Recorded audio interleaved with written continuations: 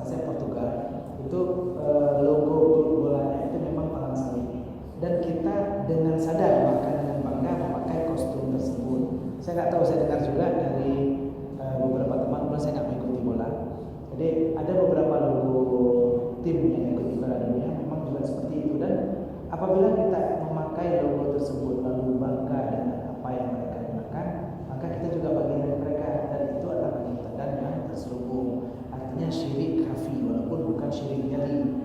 Kita tidak mengakui Tuhan mereka, tapi kita mengikuti tradisi mereka, dan ini bahaya sekali. Ibaratnya lagi Kristen tidak mengenai sembahyang, walaupun di agama Islam, tapi dengan dia sembahyang berbeda dengan tradisi kita, dan itu akan hitam. Nanti kita melakukan nyanyian, melakukan ritual orang Kristen, bahkan memakai aksesoris dan sesuatu yang biasa digunakan oleh orang Kristen, itu artinya kita menuduh mereka, dan itu sangat bahaya.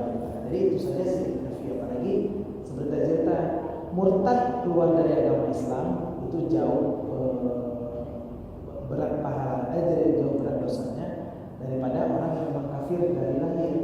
Karena kita memang sudah pernah dapat hidayah masuk agama Islam, dan kita keluar murtad, seperti cerita Abu Janda. Abu Janda kalau dalam medsos diakui bahwa sekarang dia pernah masuk agama Islam, dia keluar masuk agama Kristen, sekarang dia cerita dia nggak punya agama karena sekarang sudah muslim PKI.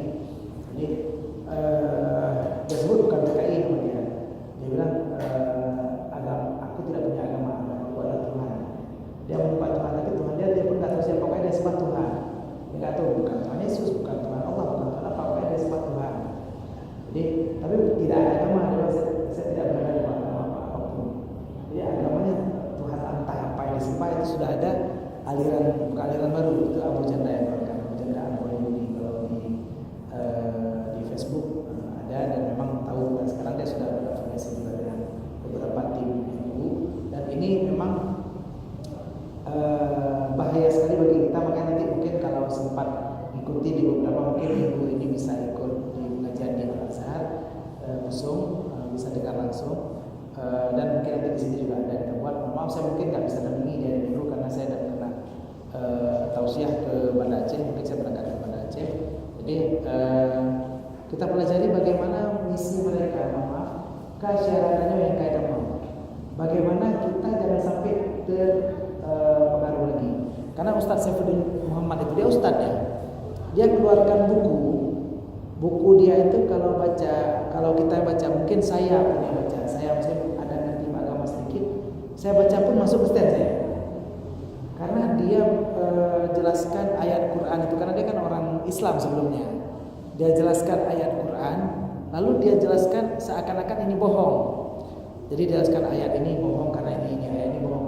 Jadi seakan-akan karena penjelasannya dijelaskan oleh orang yang pernah masuk Islam, memang murtad ya. Dan dia target satu orang yang masuk 100 juta memang. Jadi makanya dia sebar buku itu. Dan buku itu sekarang sudah beredar banyak, ditaruh di depan masjid, di depan rumah kita. Kalau di Medan, di Nias itu sudah masuk sudah ditaruh di rumah.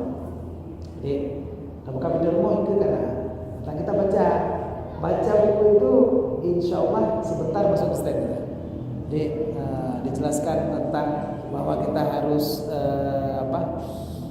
menghormati Nabi Isa, bahwa di dalam Al-Quran dijelaskan seberapa besar tugas kita untuk menghormati Nabi Isa. Jadi dia jelaskan ayat Al-Quran dengan penjelasan yang membuat kita bahkan tidak percaya lagi terhadap Al-Quran. Maka saya bilang, mudah-mudahan Allah berikan kita kekuatan iman supaya sampai kejadian dalam kamu secara katanya, sampai nanti orang yang kita lihat dia akan coba menarik dan menggait orang, terutama orang yang tidak dekat dengan masjid. Urutnya hendak sembahyang, hendak jauh masjid. Yang ulun drone insyaallah sampai ahli masjid. Allah mudah-mudahan akan berikan kepada ulun drone kekuatan iman, keteguhan hati, dan kita mudah-mudahan berdoa iman tidak lepas dari dada kita sampai kita meninggal.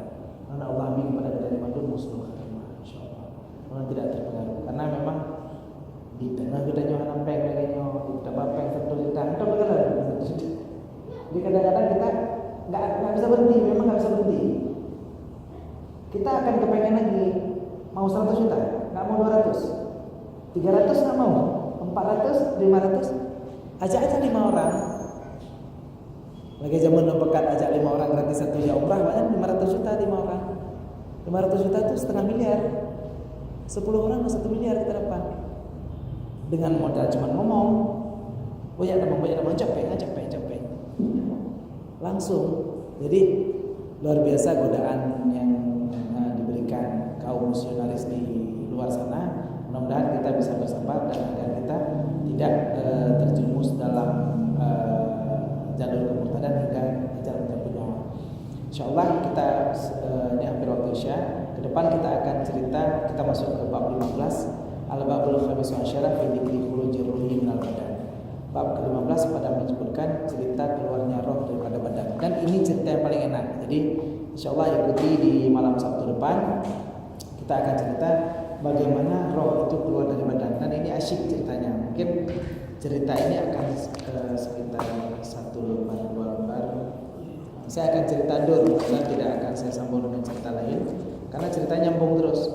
Bagaimana proses waktu kita meninggal sampai kapan jenazah itu pulang. Kalau di kitab ini yang paling enak bab ini bab 15 karena ceritanya kapan roh itu pulang, kapan kita kalau keluar itu bagaimana kejadiannya pertama. Ini akan termunculkan semua dalam cerita bab 15. Kemarin ini waktu Isya hampir 4 menit lagi. Jadi kalau 4 menit ini nggak mungkin saya cerita. Tapi di depan sana akan diceritakan tentang banyak hal, itu bagaimana saat roh kita mau keluar. Mungkin itu wadahnya benar-benar, wadahnya dengan ceritanya. Oh, yang cerita dari Ustaz Muhammad Odro ji. Karena ada anak teman saya, teman satu kantor, anak dia kelas 4 SD dan masuk ke rumah sakit melati. Akhirnya di situ dikatakan disuruh pulang. Sampai rumah dia bilang, "Mak, adik tidak ada yang jemput." Jadi dia memang bisa lihat dan kita pun bisa lihat. Cuman kadang-kadang kita nggak sempat terbilang lagi. Kadang-kadang karena ya belum kadro urun bude, kadro urun bude, kadro sauta menghipai. Padahal nggak ada yang masuk. Nomor lagi saya rondi nanti akan terbayang. Dan mungkin kalau kita pernah lihat orang-orang terdekat kita pada saat mau meninggal, pada saat mau sakaratul maut dengan nada, mungkin kita pernah dengar kejadian-kejadian seperti ini. Dan nanti kita sendiri yakinlah pasti akan merasakan juga. Jadi insyaallah minggu depan atau Sabtu depan hadir dapatkan syarat-syarat siapa yang mau dengar ceritanya. Karena ceritanya unik dan asyik, artinya kita akan tahu saat najak sawur yang sakaratul maut kadang mataji kayak kalau berarti nyo dengan kalanya. Mataji kayak kalau lagi. Nyo kasesak nafang ka badada. Nanti ran yang berarti tahu ini nyawanya sudah sampai mana. Ini karena di depan ada ceritanya dan detail ceritanya. Nah, kita jadi nampak ini nyo sakatro malaikat kiraman katibi. Nyo katro malaikat asyur, nyo katro malaikat rahman. Nanti nampak gejalanya di muka si guru meninggal. Mungkin kadang-kadang seolah syiar ataupun siapa yang mau meninggal saat kita sudah dengar cerita ini mungkin jadi masukan bagi kita, jadi pengalaman bagi kita. Insyaallah malam minggu depan dan agak narame dan contohnya bisa kita cerita penuh tentang bagaimana caranya roh ini keluar dari badan dan kapan dia pulang ke rumah, apa yang bisa dia dengar, di mana dia lihat. Kena ada roh gewo orang ada mau putra yang dibaca, putra laki. Di depan akan ada ceritanya. Mudah-mudahan ini jadi penyemangat kita dan kita bisa hadir di malam Sabtu depan insyaallah. Ada lagi pertanyaan? Oke, kita akhiri. Hadanallahu wa iyyakum ajmain wallahu muwaffiq ila aqwamit thoriq. Semoga Allah memberikan kita taufik dan hidayahnya untuk kita bersabar di atas taat, bersabar atas maksiat dan atas musibah, dan Allah menjadikan kita meninggal dalam keadaan husnul khatimah. Amin ya rabbal alamin. Assalamualaikum warahmatullahi wabarakatuh.